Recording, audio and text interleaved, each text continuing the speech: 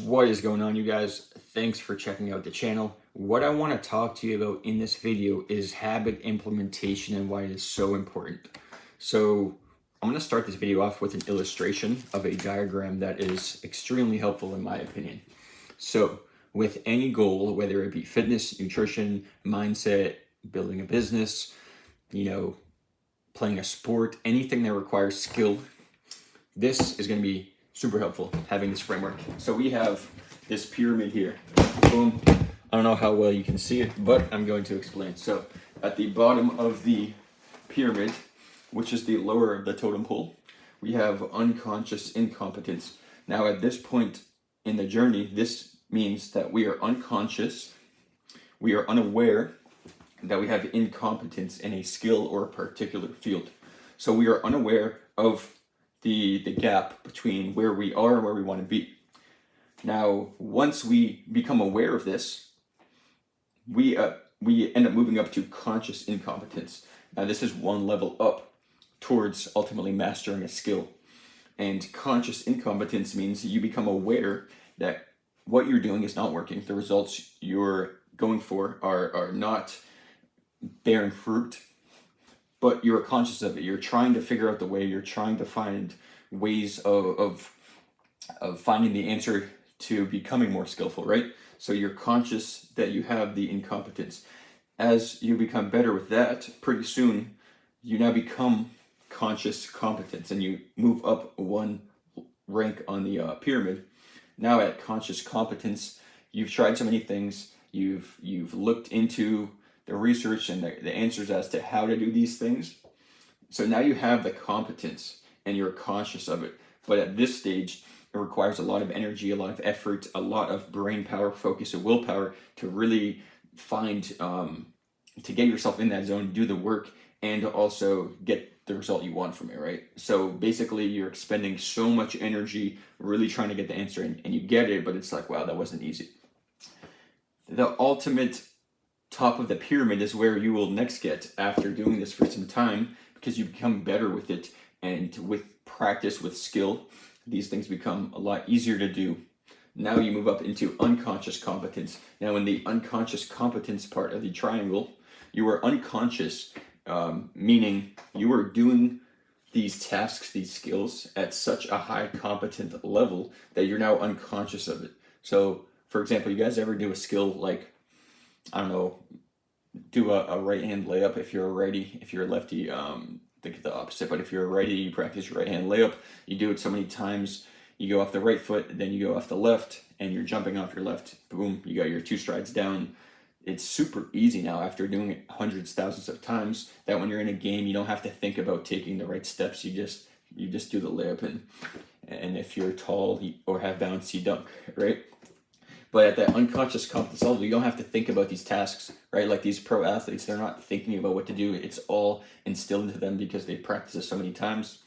And so now ultimately you're at this point with whatever skill that you're doing and working on, you're unconscious, meaning you can just get into the zone. You don't have to put much energy or effort in, and you're competent at it. You're extremely skilled at this task. So what I explained to this client was how where we're currently at on the fitness journey for yourself is you were here about 4 or 5 weeks ago, right? You were unconscious of the things you were doing wrong and the things that were not yielding you the result you wanted. Now we had to get you to the point that you were conscious but incompetent. And not to say we don't have the competence, but we have missing steps we need to work on before we get the result we want. So we had moved up from the unconscious incompetence level to the conscious incompetence level. And after about 3 or 4 weeks, we moved up into this conscious competence level. So now we know what the right things to do, right? We know what we need to be doing.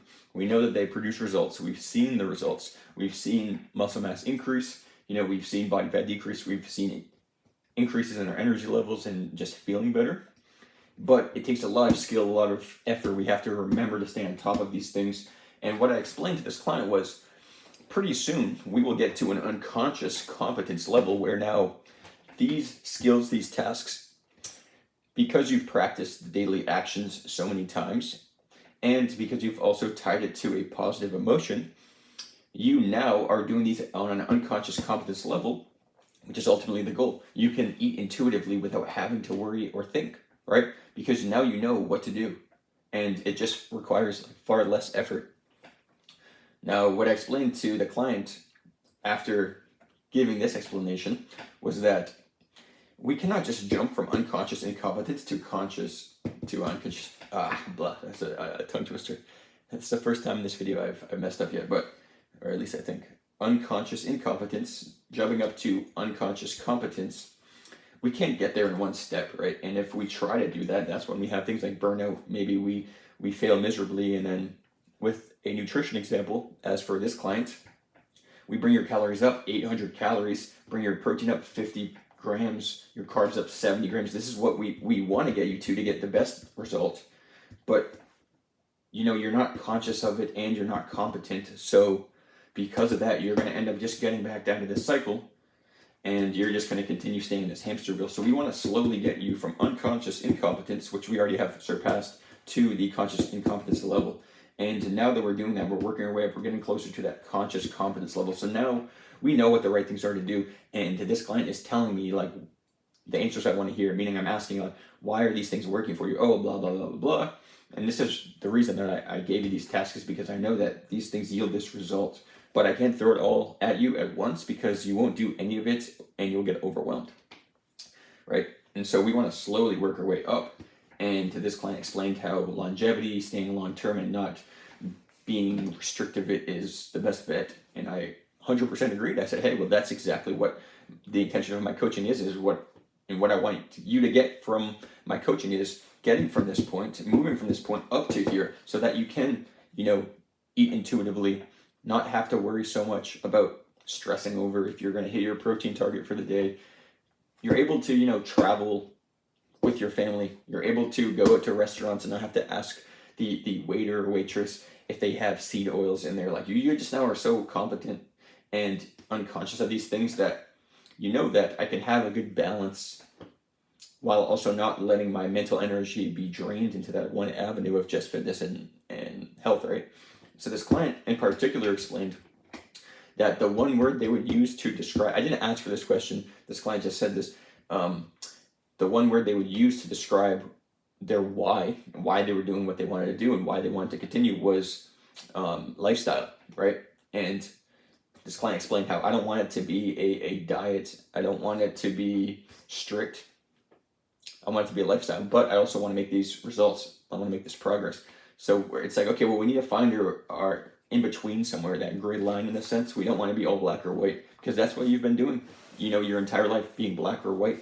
And this ultimately has yielded the results that you have, right? And so if we can get to this unconscious competence level, then these skills are so much easier. And now that threshold, that baseline of what we're doing increases. And so what I explained to this client is, when we get to this unconscious competence level, you have developed so many habits, so many conscious actions that have now turned to unconscious, that you're doing these things with ease. You're doing these things without even having to think about them. And because of that, even in the scenario that you do mess up, you do have a bad day, that bad day is so much closer to here, in the sense that it's so much better than where you were before, because you've been practicing on working and getting better. So even when you have a quote unquote bad day, that bad day is 10 times better than that original first best day, right? And so that's where we want to get you to, is the unconscious competence level. And when I learned about this concept, it helped me unlock so many different areas of my life. So for, again, like a sports example, you're unconscious, meaning you don't know that you suck at basketball. Literally, bro, that's it. This is me when I was younger. I was unaware that I sucked until somebody told me that I sucked. And then I was aware that somebody told me I sucked, after breaking limiting beliefs of like, oh, I am good, right? Like, no, I suck. Then I was incompetent. I was aware I was incompetent. Then I became conscious of it. Like, okay, I'm going to consciously work until I become competent. And now because of this, I'm conscious of it and I'm competent. And now people are telling me like, wow, bro, you got good at basketball, like blah, blah, blah. It's just like, yeah, no, bro. I became conscious of it and I put in the work to get to competence. See, like most people think that in order to become successful, you need some sort of luck or skill. Like, no, anybody can do it. It's just people don't believe, and the limiting beliefs hold so many people back. I knew that, like, yo, it doesn't matter that like I'm the worst player on my basketball team. If I put the work in and I'm conscious about what I'm doing and I'm taking action and I'm aware that there are gaps in terms of where I'm at and where I want to be, all it's a matter of is just filling those gaps and becoming more confident, but also competent along the way. And so then I got to this point where I was conscious and I was competent. And then from that point, because I had practiced that so much, and people had told me I was getting better, like people told me I was good, like I was beating players one-on-one, like I was in the starting lineup on my varsity team, like these sorts of things. At that point, it's like, okay, like I am competent, right? Like I believe in myself, number one, and I always have, but number two, now I'm getting all this feedback from other people, like, yo, you are good, blah, blah.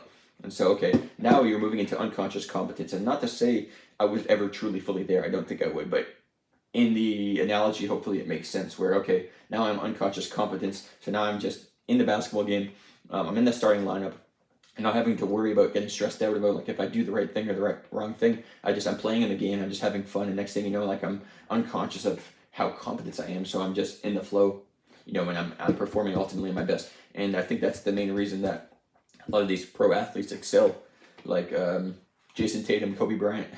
I don't want to just put Jason Tatum at the top of the list. We'll see in 10 years if his name's still up there. But like Jason Tatum, Kobe Bryant, MJ, like these top players, right? They're not playing at an incompetence level. Like these players, these unconscious incompetence players were left cut from the freshman high school team. They didn't make the team and they just gave up, right? Competence. These players started to practice and they made it through. They knew that there were gaps and they eventually got to the point that they're playing in high school. And the people that wanted to ultimately take it to that full, true, unconscious competence level, they made it to the professionals and now they're playing and they're dropping 40, 50 points with ease. I'm not going to say it's with ease, but they're not having to physically apply those things. That's just seeped into who they are. They believe that they're the type of player that can score this much, these sorts of things. So I hope the basketball analogy helped in the sense, but really we want to get from unconscious incompetence to the unconscious competence level. And if we can do that by practicing the skills, right? Like how do we develop skills and become the person that is unconscious but competent? We do that by developing the skills that this person has, and then by developing the skills so much, we are now able to do it so unconscious that we don't even think about it because we've gotten so good, we've mastered these skills. And again, these are what these greats have done, right? And so if we want to get here, then we need to work our way up with the daily actions. You see, skills are broken down into literally tasks. See, we have these skills of who we want to be, and the skills allow us to achieve the results we want, but we don't develop the skills. So what do we need to do to develop the skills? We need to break it down, because we can't just become a good writer, for example. We can't just become a good dancer. Like, how are these skills mastered? Well, think through what goes into a skill. Practice, taking action, like finding out what the right action steps are and then actually taking them and implementing them into your life, applying them.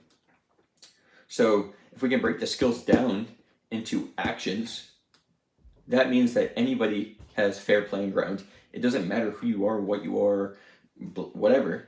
You can start taking actions. It doesn't matter what the action is.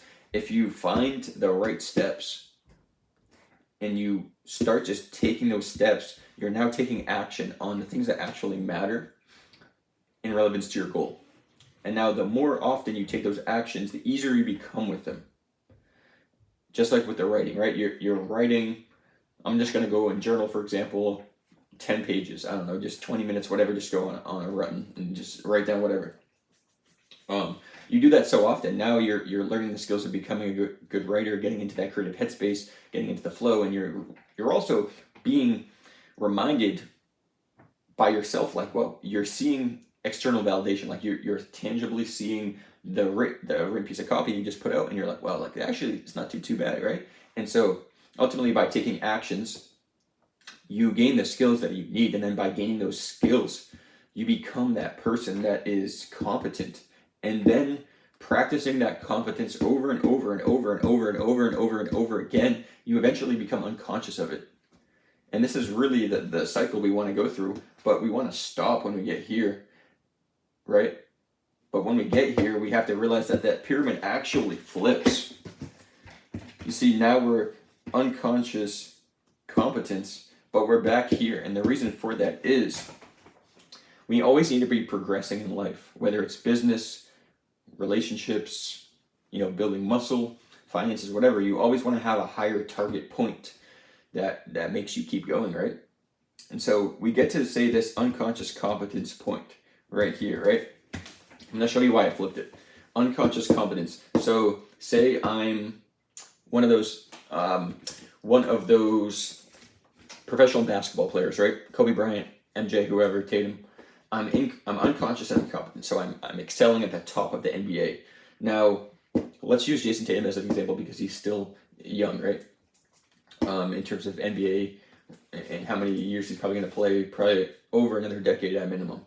So he's unconscious competence now. But what does it take for Jason Tatum to become that Michael Jordan, that player that, without a doubt is the best player of all time? He has to flip that and now move back down. And I know the words are upside down, but really where he's at now is he's back at the unconscious incompetence level. So he now is like, okay, I'm the star player. I just won an NBA championship. Whatever. He is unconscious that there are still things he needs to be doing to get him to winning 5 straight championships, for example. And he's incompetent at, not to say that he's not competent at what he does, but at the new level of going from that NBA player that won a championship to going down as the all-time great of all time. He is unconscious that there are things he needs to be doing. And he's also incompetent at those tasks. And now what I assumed he would be doing over the summer would be working his way back up to conscious incompetence. So now he's finding leaky pipes in the faucet, in a sense, where he's playing with other top greats. Like he's playing, for example, alongside other, all-stars, other MVPs that are still in the league, and they're telling him like, hey, or he's seeing things, okay, like here are gaps between where I am and where I want to go to get even further ahead. I'm currently unconscious of that until I become aware. And then when I become aware, like, okay, for example, you saw this with Jason Tatum a couple of years into the league. He really increased his shooting and his shooting percentage, right? Now, the first couple of years in the league, he probably was more unconscious that was an issue. And he was incompetent in the shooting department relative to where he is now. So he worked his way up. And now that he's, again, at that bottom of the list again, he's won an NBA championship. He's that great player. He needs to become conscious of those other small, even though they might be small compared to most of the league, he needs those to find those small gaps and become conscious of them.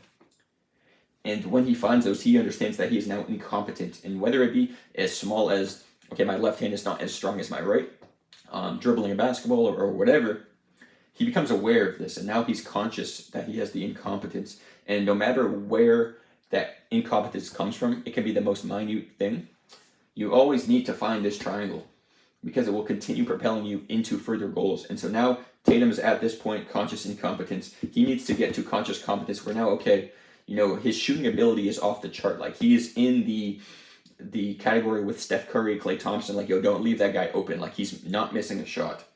Now he's gotten to this point a little bit closer, right? But now as he gets to that conscious competence level, now he's unconscious competence, right? So now he is that Steph Curry type of player where it doesn't matter what's going on. He's just in that flow. He's in that head zone of like he's so unconscious of how much effort he's applying to taking the shot and doing the move, because he's done it so many times. He's so unconscious to it that he's extremely competent, and he's doing it at a rate where he doesn't even realize it's going on. And then as you can kind of conclude, that cycle just continues, right? And so that triangle you always want to be flipping in the sense where it's always going to allow you to progress further into better goals and achieving more. And so just like with the triangle example, if you're currently 20 pounds overweight, you want to get to 8% body fat with a shredded six-pack, you have to, one, become, like, you are currently unconscious, unless maybe you're not if you're watching this video, but most people, we start unconscious. We're unaware that we have a gap, right? And that we're not where we want to be. And then most people get past that point pretty easily, pretty quickly. And then they're conscious of it. They're conscious that there's incompetence. They're like, okay, I have a gap here and I'm aware of it, but I don't know how to get there, or I don't want to get there bad enough. It's usually one of those two. And then you move up to conscious competence, like, okay, I'm getting better at these things. Like I figured out what the skills are of somebody that is 8% body fat, shredded, right? Not overweight. I figured out what those skills are. I've broken those skills down into daily actions. And because I've taken those actions, I have habits now, and these habits subconsciously stick with me and I don't have to think about them. And now I'm consciously competent. And then that person is seeing tangible, visible results, be it fat loss or muscle gain. And this specific person seeing, okay, weight going down, this sort of thing.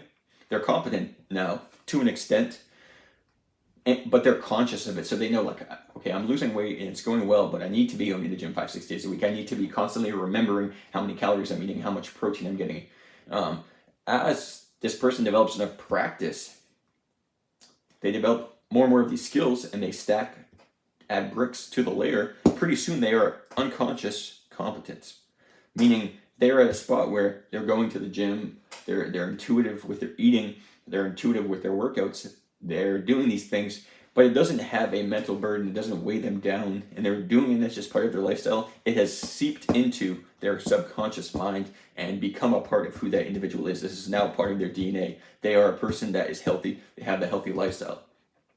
But in order to go from that 20 pounds overweight to that 8% body fat, you need to work your way up from unconscious incompetence to unconscious competence. And the best way to do that is find the skills needed. Best way to do that is find people where you want to be, people that currently have that result or are there or closer than you are. Find the person that has that result, and then figure out what skills they have. It's not that hard just to look at it. Look at the person, right? You now know what skills need to be seeped into you in order to get that same exact result. So start figuring out what those skills are. Now you have the skills. How are skills broken down? They're broken down into actions. Actions become habits, and these habits develop into skills. So if we know these action steps, okay, like this person is, for example, in shape, he's not overweight. What are the skills? He's disciplined. Okay, how does somebody gain discipline? They do things that are hard. So you're breaking that discipline, that skill of discipline, down into an action step of like doing hard things, and maybe you're correlating that with your workout. So like, okay, doing a hard workout. Pretty soon you get from that unconscious incompetence level to now you're implementing the skills, or you're gaining the skills, I should say, by implementing the habits and the consistent action.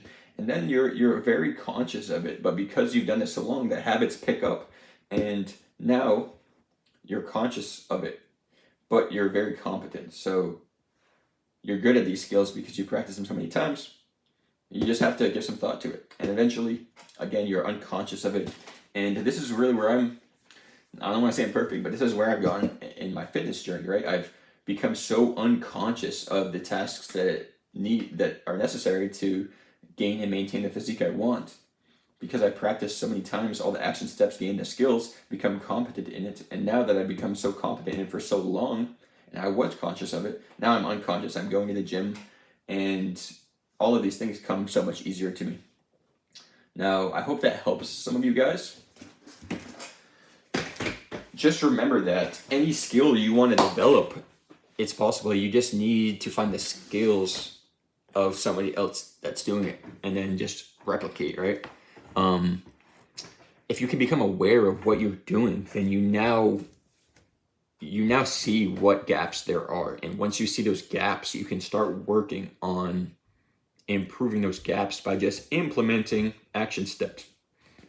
And so as you implement those action steps, the habits pick up. It gets easier to stick with. It gets easier to do because you've done it so many times. And you're also more aware of like, wow, I'm picking up momentum and confidence from doing these actions, but I'm also picking up the knowledge I need to know how to do these things. And it's so much easier. And you continue that cycle. And that ultimately is how you achieve success, be it fitness, finance, anything. You need that triangle or whatever shape you want to use. You need that pyramid in a sense where you're leveling up in order to consistently level up, because it's best to have too many goals that we don't achieve than to have too little goals that we never surpass, right? I would much rather personally set high expectations for myself and get halfway up the mountain and fail, and then set the next goal, double, and get to that first goal just because I set myself such high expectations. I'd rather do that and go that route than set a small goal and just like be scared to take the next one. Like, set big goals, become conscious of what you're doing, and then just figure out the gaps you need to get there. And that ultimately will make a big impact on your life, or at least I hope. You guys that checked out this video, I appreciate it. If you want my framework on how I implement these habits with my clients, then go on Instagram, follow my page, JStroudFit. That's where I chat a lot about nutrition, mindset, accountability, coaching, and that's where I show a lot of my client results, testimonials, and my own progress. So stay tuned and check out the IG page again. It's JStroudFit. Appreciate you guys watching this.